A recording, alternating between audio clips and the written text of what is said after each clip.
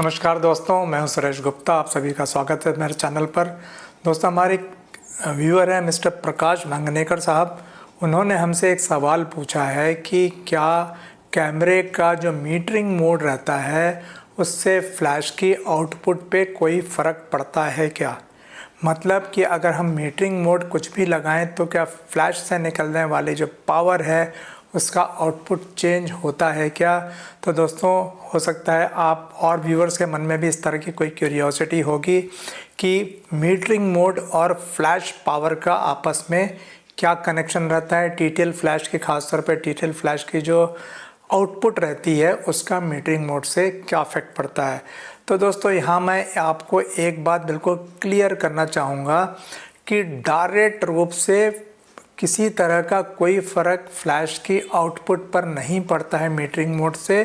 लेकिन इनडायरेक्टली आपका जो मीटरिंग मोड रहता है वो बहुत इफेक्ट डालती है। वो किस तरह से डालती है इस बात को समझने की कोशिश कीजिए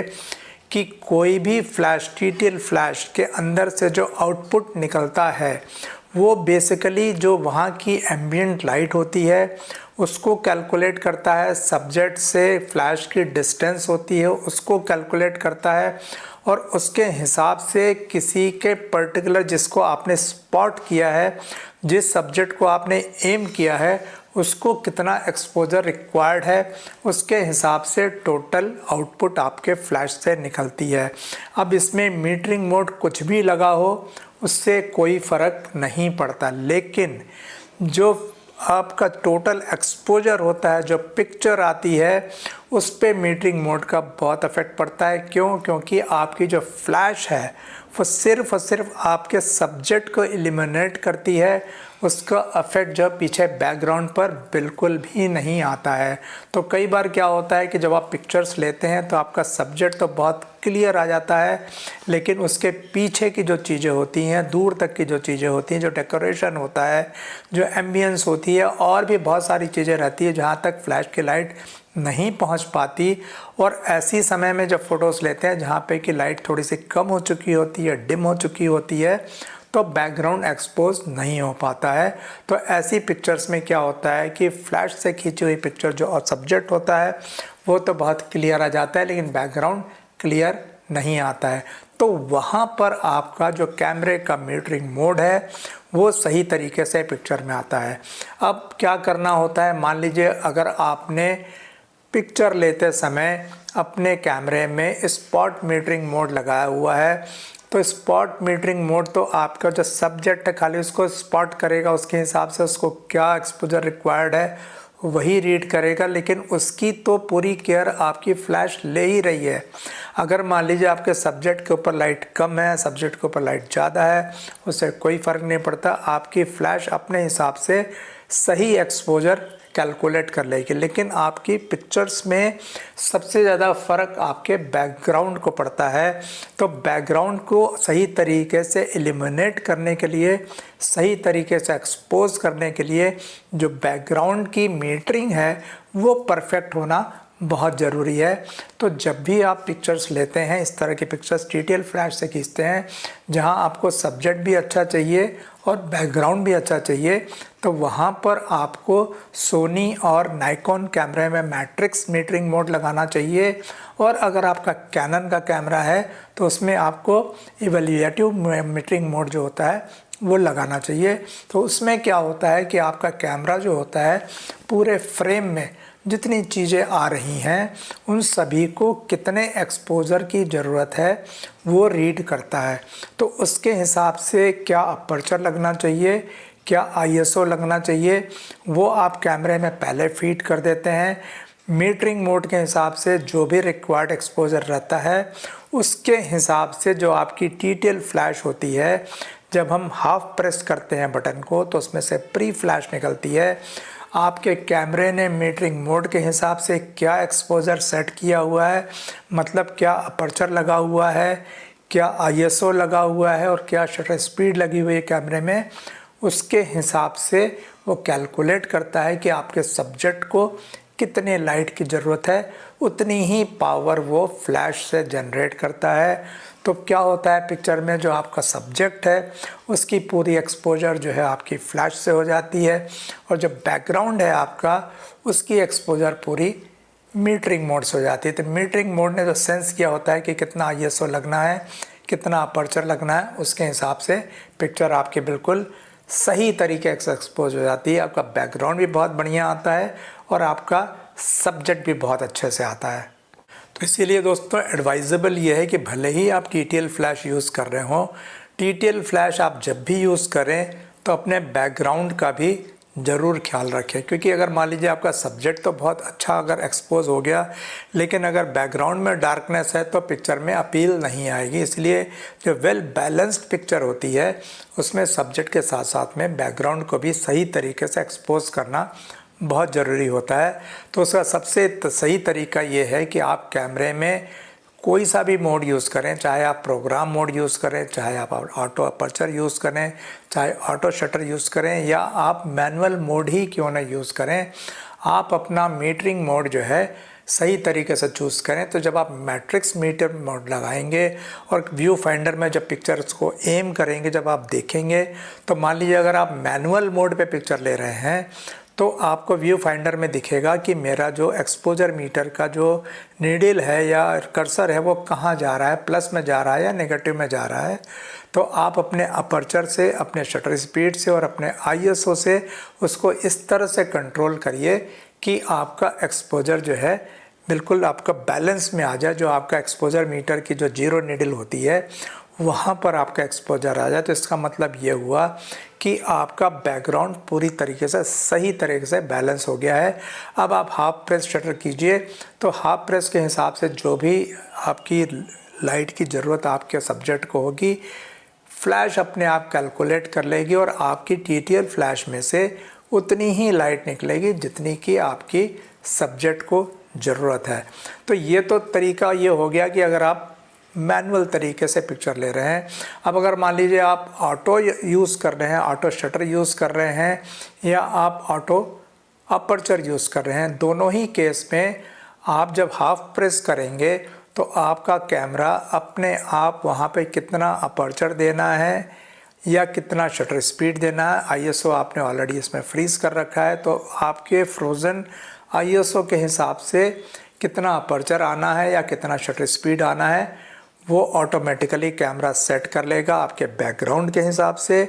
और उसने जैसे ही एक बार ये फ्रीज़ कर लिया कि मेरे इस टोटल फ्रेम में कितना आईएसओ लगाया हुआ है, कितना उसमें शटर स्पीड आनी है और कितना अपर्चर लगना है, उसके अकॉर्डिंगली अपने आप वो डिस्टेंस के हिसाब से और एम्बिएंट लाइट के हिसाब से पावर कैलकुलेट करेगा और फ्लैश में से उतनी ही पावर निकलेगी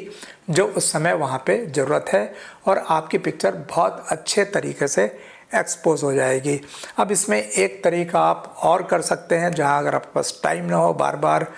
अपर्चर चेंज करने का या एक्सपोजर शटर स्पीड चेंज करने का, अगर आप चाहते हैं कि मुझे इतना ही अपर्चर चाहिए, अगर मान लीजिए आप कोई ग्रुप शॉट ले रहे हैं या कोई ऐसा शॉट ले रहे हैं जहाँ पे आपको डेप्थ की ज़्यादा रिक्वायरमेंट है, तो आप 7.1 के ऊपर अपना अपर्चर फिक्स कर दीजिए। अगर आपको मोशन ब्लर से बचाना है अपनी पिक्चर्स को, तो आप एक सेफ शटर स्पीड जैसे कि 125 है या 250 है, फ्लैश में तो वैसे भी 250 तो नहीं आ पाएगा, जो भी आपकी मैक्सिमम सिंक स्पीड हो आपके कैमरे की उसको आप वहाँ पे फ्रीज कर दीजिए, सो दैट आपकी पिक्चर्स में मोशन ब्लर नहीं आएगा। अब उसके बाद आप आईएसओ कितना लगाना है आप नहीं देख पा रहे हैं, तो आप अपने कैमरे में जो ऑटो आईएसओ का प्रोविज़न होता है आप कैमरे को वहाँ सेट कर दीजिए। तो कैमरा आपसे पूछेगा कि कितना मैक्सिमम आईएसओ जाना चाहिए और कितना मिनिमम शटर स्पीड जाना चाहिए, तो दोनों आप फ्रीज कर दीजिए। मिनिमम फ्रीज कर देंगे जो शटर स्पीड, उसमें आपका मोशन ब्लर नहीं आएगा, और मैक्सिमम आईएसओ जो आप फ्रीज कर देंगे उसमें आपका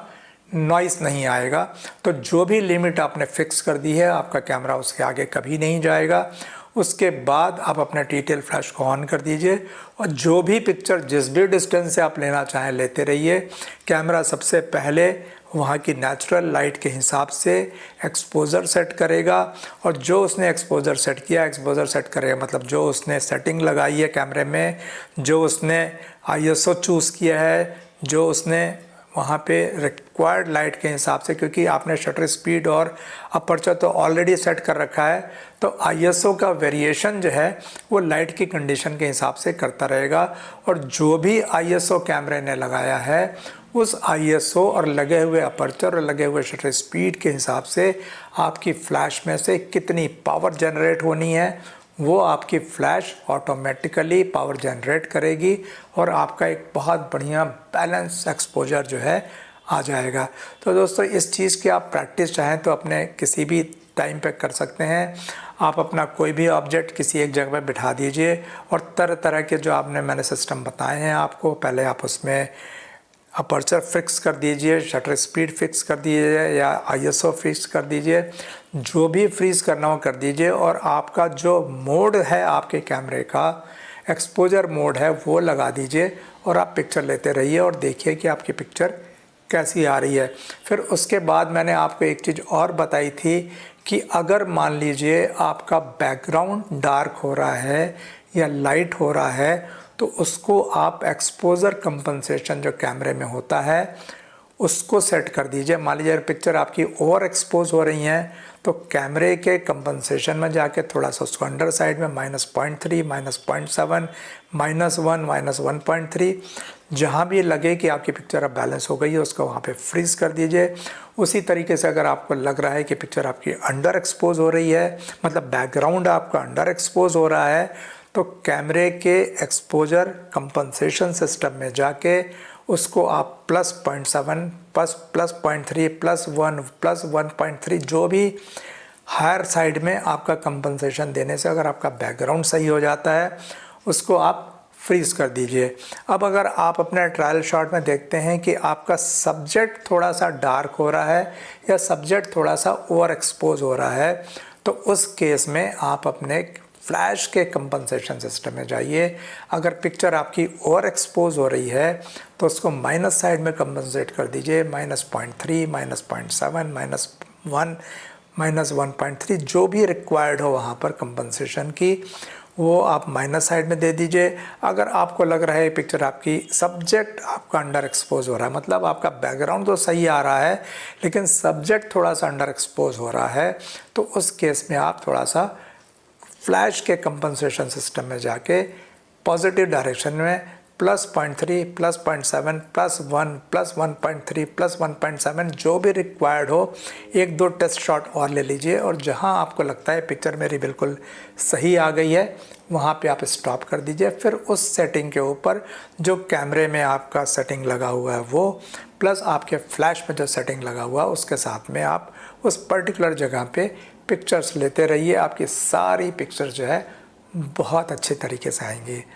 तो दोस्तों उम्मीद करते हैं कि आपको ये फ्लैश का जो डाउट था कि मीटरिंग सिस्टम हमें क्या लगाना चाहिए वो क्लियर हो गया होगा। भले ही आप रात का समय हो चाहे दिन का समय हो, आप फ्लैश से अगर पिक्चर्स ले रहे हैं तो मीटरिंग सिस्टम को ज़रूर यूज़ कीजिएगा, क्योंकि मैं फिर से रिपीट कर दे रहा हूँ कि फ्लैश का काम होता है आपके सब्जेक्ट को एलिमिनेट करना, सब्जेक्ट को सही तरीके का एक्सपोज करना, क्योंकि फ्लैश की लिमिट तो बहुत जो भी रहती है, जैसे मान लीजिए 5 फीट, 10 फीट, 15 फीट की है, लेकिन बैकग्राउंड तो आपको पीछे 10, 20, 30, 40, 50, 100 फीट तक का रहता है, तो वहाँ तक तो आपकी फ्लैश की लाइट नहीं पहुंचती है। तो बैकग्राउंड को सही तरीके से एक्सपोज करने के लिए जो नेचुरल लाइट है वो रिक्वायर्ड रहती है, और नेचुरल लाइट को सही तरीके से कैप्चर करने के लिए आपका कैमरे का जो मीटरिंग मोड होता है वो एक्यूरेटली काम करना चाहिए। उसके हिसाब से ही फिर आपके कैमरे की जो अपर्चर, शटर स्पीड और आईएसओ वेरी करती है, और इस वेरीड एक्सपोजर सिस्टम के हिसाब से आपकी टीटीएल फ्लैश जो है सही पावर को कैलकुलेट करके सही पावर को फ्लैश से फायर करती है। तो उस लाइट में और उस पर्टिकुलर सेटिंग में आपकी पिक्चर जो है बिल्कुल बैलेंस तरीके से आ जाती है। तो दोस्तों आज के वीडियो में इतना ही। उम्मीद करते हैं आपको ये टीटीएल फ्लैश का और बैकग्राउंड का और आपके मीटरिंग मोड का कंसेप्ट आपको समझ में आया होगा। अगर आपको वीडियो पसंद आया हो तो इसे लाइक ज़रूर कीजिएगा। अगर आपको लगता हो कि आपके ये दूसरे दोस्तों के लिए भी उपयोगी साबित हो सकता है, उनको भी इससे कुछ एडवांटेज मिल सकता है, तो उनसे शेयर ज़रूर कीजिएगा। तो मिलते हैं दोस्तों अगले वीडियो में किसी नए टॉपिक के साथ। तब तक के लिए नमस्ते, जय हिंद।